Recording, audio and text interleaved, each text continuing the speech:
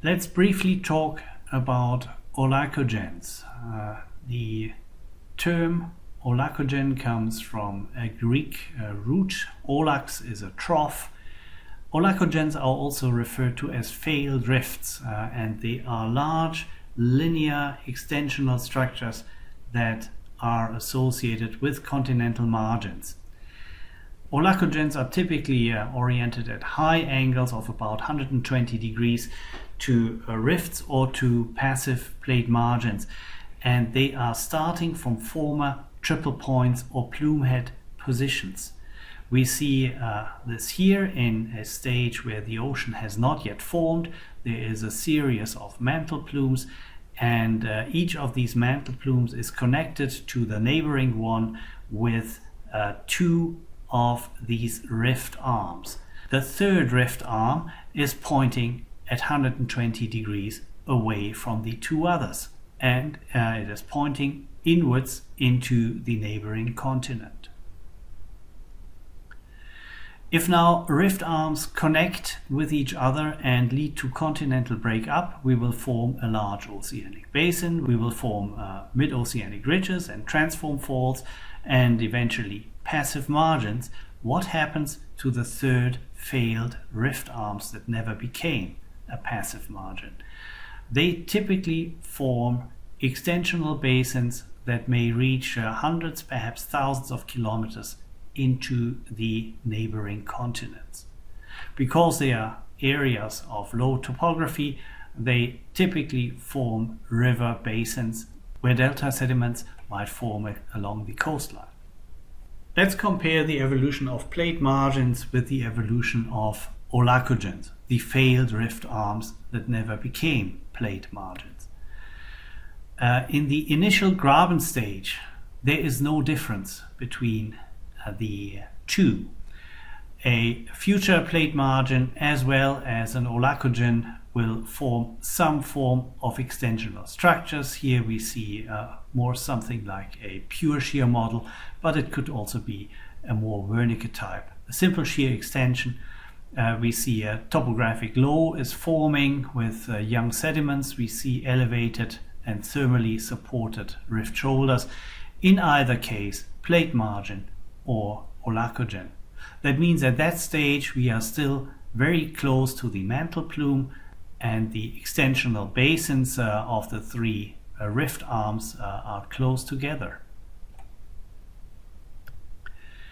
In the next stage we see that those areas which become actually oceanic basins and eventually passive margins show increasing lithospheric thinning and eventually the disruption of the lithosphere and the formation of new oceanic seafloor.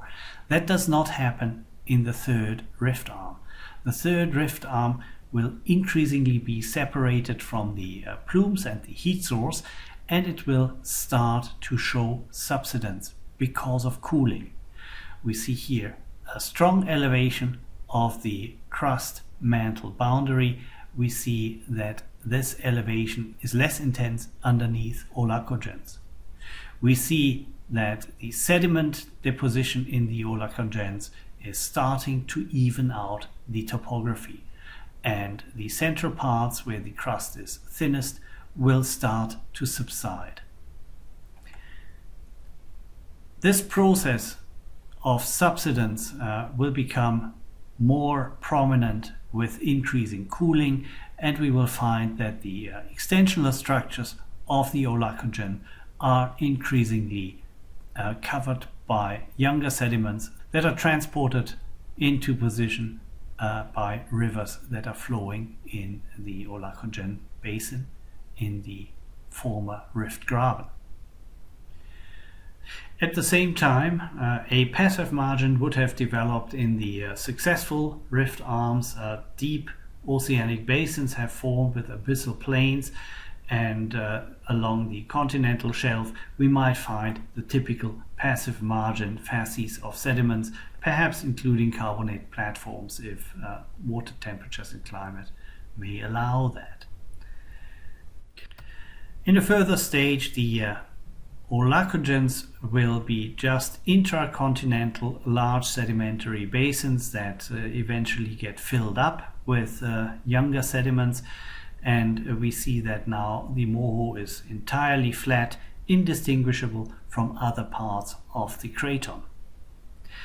Meanwhile, along the passive margin, we might find the arrival of a new continent because of subduction of the oceanic basin that had been created earlier.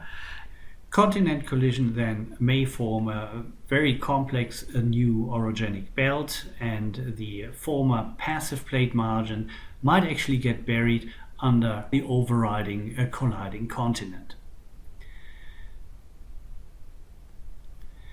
Aulacogens that are located somewhere within fairly stable cratons away from passive margins might become preferred locations for later cratonic deformation because the sedimentary infill is unconsolidated and mechanically weaker than normal cratonic crust that exists away from the Aulacogen.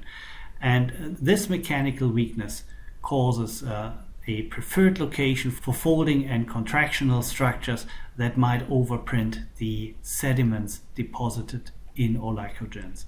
Wherever stress might build up, perhaps far away along craton margins, the far field effect could be located in Aulacogens because they might be the weakest part of the continent. Let's have a look at some Aulacogens along the Atlantic. When we see here the structure of the Atlantic and the developing Atlantic Ocean from the north to the south, we see there are a couple of important Aulacogens. One of them is the Viking Graben that we have discussed earlier.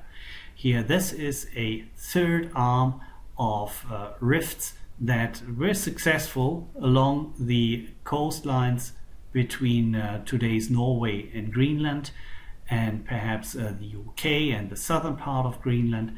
The Viking Graben is the third failed rift to these two successful arms. The same applies here to the Biscay and to the Amazon and perhaps the Orinoco and the Rio de la Plata in Argentina. The Benue Rift is a very prominent Aulacogen with quite substantial volcanic activity, but again, it remained an Aulacogen. It never developed to a passive continental margin. What's about the East African Rift? Will it become a passive plate margin with the formation of a new ocean separating Somalia and East Africa from Central Africa? That is not quite clear. We still have a coherent continental lithosphere in any place along the East African Rift, and so it's undecided whether this will become an Aulacogen or a successful oceanic basin such as the Red Sea or the Gulf of Aden. What is remarkable in the distribution of active volcanism is that we find Mount Kilimanjaro and Mount Kenya outside of the actual rift basin, whereas Mount Nyiragongo is right in the center of the western arm of the East African Rift. You might want to think about why that is so, and you will find the answer in the earlier slides of this presentation. Thank you very much.